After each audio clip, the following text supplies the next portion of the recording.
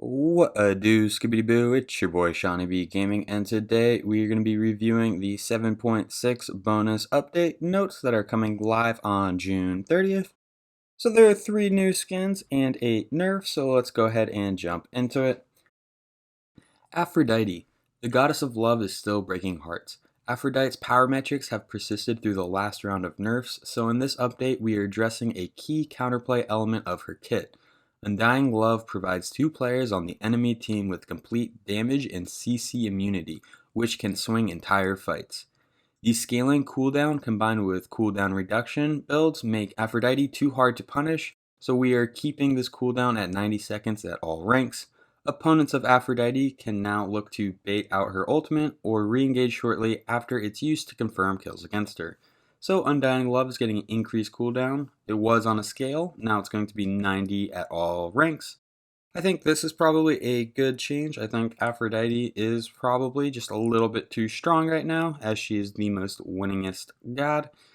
I think by making the ultimate a 90-second cooldown instead of a scaling reduction or cooldown, you're making it to where you can kill Aphrodite a little bit easier. So I think that this change and how the developers explained it is good, and hopefully there'll be a little bit more counterplay against Aphrodite. Cthulhu. He has awoken. This new god is making a huge impact on the battleground. Cthulhu brings a strong frontline presence that can initiate through almost anything when he assumes his ultimate form. We are increasing the cooldown of his ultimate to make sure the pacing matches the power that it brings. We are also removing the very short window of damage mitigation he gained while transforming, as it was causing more confusion than anything else. Along with this, Cthulhu will see a reduction in the amount he can heal his team. Many players are still learning how to play and play against this insane god. He will continue to be a top priority for the balance team in future updates. Descend into Madness, so they're increasing the cooldown by 20 seconds, so now it is 120 seconds, and they removed the damage mitigation during the intro. His Transfuse ability, which is the ability 3 in his ultimate, it's going to get a nerf to its healing, so it was on a scale of 10 to 14% max health. Now it is going to be a scale of 8 to 12 max health. So I think Cthulhu is probably needs more nerfs than this. I think he's really strong and he's in a really powerful place in the meta. You can play him in pretty much any role, and you almost always get top damage if you build some kind of bruisery build. So increasing his ultimate, I think, would help lower his damage kind of across all the games and all the game modes. Removing the damage mitigation, they said that they removed it because it was adding confusion. I guess I didn't really experiment with it enough, but I liked the 80% damage mitigation for that second or two while changing into your ultimate. I don't know if they need to get rid of that altogether. And then Transfuse, reducing the heal it gives. It's a small nerf, so I'm sure in the numbers it probably needed a change whenever they were looking at all the stats across the board, but I think this is still going to be a good ability. I don't think 2% is going to make or break Cthulhu. So up next is Heimdall. Smite's newest hunter has recently ventured into pro play after a slightly longer than usual bug fixing phase. Even though he was nerfed many times since his launch, he immediately made his SBL debut as a top pick, top ban god. We are looking to adjust Heimdall's counterplay with a similar way as Aphrodite. This vigilant hunter can seek refuge in the Bifrost and make escapes no other god can.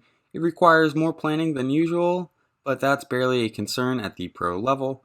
We are increasing the time that Heimdall needs to stand in his Bifrost before he teleports. This should make him more gankable while making greedy plays and expecting a quick escape. So they say they're just changing the Bifrost, but Gjallarhorn is also receiving a nerf. So they decreased the knockback strength on Gjallarhorn from 350 to 300, and knockback strength is probably how far they get knocked back away from you, so they just won't get knocked back as far. And then the Bifrost increased base time from 0.5 seconds to 0.8 seconds, so that is a 60% increase. So I wonder how that is going to feel in game. But like the devs kind of said, at the SPL level, Heimdall was a little unbalanced, but in most levels of play, people weren't using the Bifrost to its fullest potential. So this nerf is aimed at the high level of play, SPL, but it will affect everyone, and it will be interesting to see how the changes to Bifrost work. Up next is Hell. As we have progressed through Season 7, we have seen Hell slowly rise to be a top meta mid laner.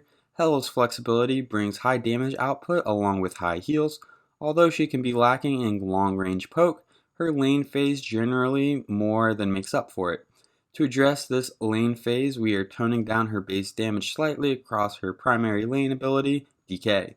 To address her late game flexibility, we are also decreasing her late game healing on Restoration.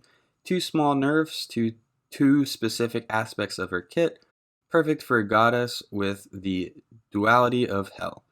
So Decay on the Restoration, decreased damage from it was on a scale of 70 to 270, now it's going to be on a scale of 60 to 260, so minus 10 at all ranks. This counts for both light and dark damage. And then we also have decreased light healing scale from 30 to 25%. So a small nerf in her scaling. Up next, we have JORMUNGANDR. The World Serpent has a stranglehold on the solo lane meta for quite a while now. He was starting to drop out of favor until changes to Warrior's Blessing brought him slithering back. As we look to make major changes to the solo lane, we want to open the meta up to more gods. We don't want Yorm to be overly bullying all of the new experimentation that will be going on here. To mitigate that, we are decreasing the base damage of his basic attack, which was previously mitigated by Warrior's Blessing. This is a significant source of damage for him and should be a impactful nerf. So increase basic attack damage from 11.2 to 9.6. So I think that is an interesting change. They basically say like Yorm's basics were countered by Warrior's Blessing. With the changes of Warrior's Blessing, he's just too strong now. We need to reduce his basic attack damage or else he's just going to run the solo lane over. I think that's a good change.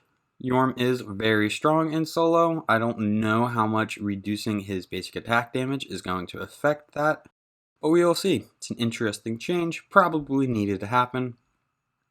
Up next, we have Nike. Nike, the goddess of victory, finally lives up to her name. Nike's rework yielded a lot of positive feedback for providing a unique new ability while also paving the way for more balanced changes. After a few more small adjustments, she has finally had her breakthrough moment, starting as a niche pick in the SPL jungle, then slowly catching on across other lanes and other skill levels. Nike's putting on quite a show by now. I think they mean right now. The primary nerf we are applying is the duration of the slow on her ultimate. 6 seconds is an eternity in Smite, causing this god to secure a few too many kills in the early game. This will now rank up with the ultimate, so that's a good change. Barrier formation. Decreased damage from a scale of 85 to 305, so now it's going to be a scale of 70 to 310. So the early game is actually receiving a nerf by 15, but the late game is receiving a buff by 5. The Sentinel of Zeus decreased slow duration from 6 seconds at all ranks to now it's going to be a scale of 4, 4.5, 5, 5.5, 6. Sobek. Another elusive reptile is being nerfed today. Sobek, like Yorm, has been dominant in the solo lane and we aim to apply nerfs for similar reasons. One experience that every Sobek opponent is sure to feel is the God of the Nile making a narrow escape. Sobek seems to survive through the most dangerous of fights. We are decreasing the bonus protections he gains during his ultimate to ensure that he is punished accordingly for diving too deep or missing too many plucks. So the Lurking Waters is getting a decreased protections gain from 30% to 20%. So the scaling nerf, that will affect him more than a base damage nerf. So I don't know, I feel like Sobek gets killed while he's in his ultimate. They probably are looking at some numbers to make them think otherwise, but I don't think this nerf is necessarily needed. YEMOJA. This versatile and elegant support has continued to be a top performer across many areas of play. YEMOJA's strength comes from being able to both apply pressure as well as protect her team. The shield Mending Waters is a potent late game tool, especially when she's able to apply it to multiple times in a single fight. This is being toned down along with the Riptide speed buff to make it slightly harder for YEMOJA to keep her allies alive through fights. Mending Waters, the shield decreased. It was on a scale of 40 to 160, now it's on a scale of 30 to 130. And the Riptide got a decreased movement speed. It was on a scale of 20 to 40, now it's going to be on a scale of 10 to 30. So I do not play YEMOJA that much, but I do think that they're constantly trying to fine tune her. I think at low levels and mid levels of play, she might be difficult to kind of fully understand and master, but in the SPL and higher levels of play, she is still a very potent pick. So I think these nerfs are definitely aimed at the higher levels of play, but hopefully YEMOJA will be a little bit more counterable in team fights. So that is the 8 nerfs so far on this patch. Let's go ahead and take a look at the new skins being added to this patch. We have the Living Weapon tier, which is going to be a Grim Omens skin. And the voice line doesn't want to work. The Mystic Manipulator Nox, which is going to be a Grim Omen skin. Very excited for this skin. Would love to have another Nox skin. And that voice isn't working. And then we have the Galaxy Forger Vulcan, which is going to be a Galaxy Vortex chest exclusive. So that is going to be it for the 7.6 bonus balance updates. If you guys enjoyed it, please be sure to give it a thumbs up. If you're looking for more content like this, or you're just looking for some gameplay with some commentary, trying to improve the Smite game, then please be sure to subscribe. If you ever want to reach out or request a god, I do have a Discord server linked in the comments down below. Thank you for stopping by. I hope you have a great day. I'll catch you next time. Bye-bye.